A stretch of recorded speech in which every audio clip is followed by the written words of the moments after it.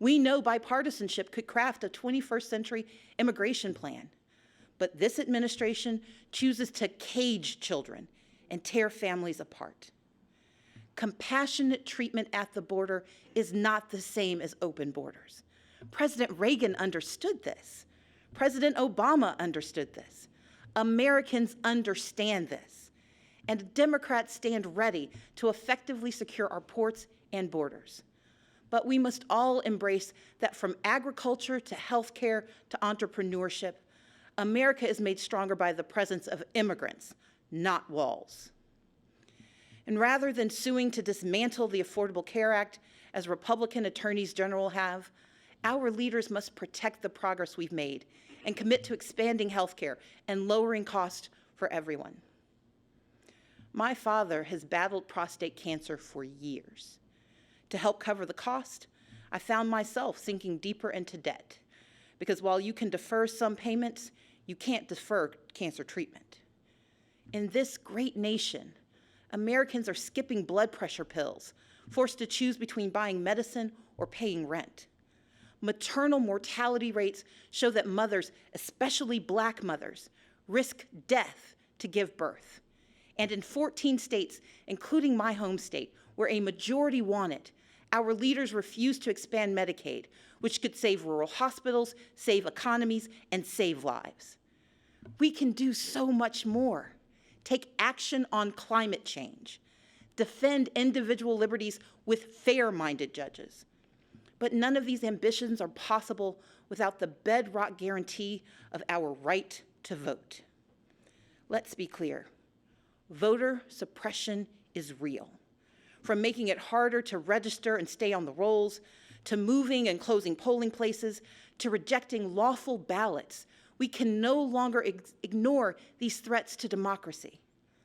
While I acknowledge the results of the 2018 election here in Georgia, I did not, and we cannot, accept efforts to undermine our right to vote. That's why I started a nonpartisan organization called Fair Fight to advocate for voting rights. This is the next battle for our democracy, one where all eligible citizens can have their say about the vision we want for our country. We must reject the cynicism that says allowing every eligible vote to be cast and counted is a power grab. Americans understand that these are the values our brave men and women in uniform and our veterans risk their lives to defend. The foundation of our moral leadership around the globe is free and fair elections, where voters pick their leaders, not where politicians pick their voters. In this time of division and crisis, we must come together and stand for and with one another. America has stumbled time and again on its quest towards justice and equality. But with each generation, we have revisited our fundamental truths, and where we falter, we make amends. We fought Jim Crow with the Civil Rights Act and the Voting Rights Act.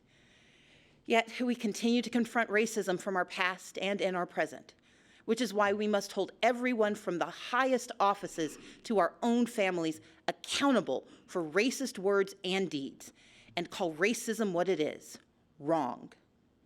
America achieved a measure of reproductive justice in Roe v. Wade, but we must never forget it is immoral to allow politicians to harm women and families to advance a political agenda.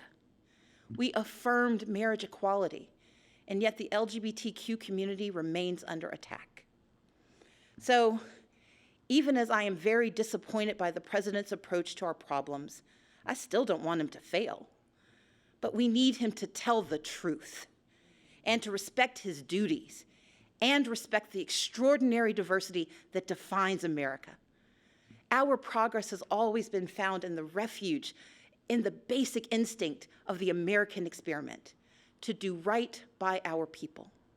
And with a renewed commitment to social and economic justice, we will create a stronger America together. Because America wins by fighting for our shared values against all enemies, foreign and domestic. That is who we are.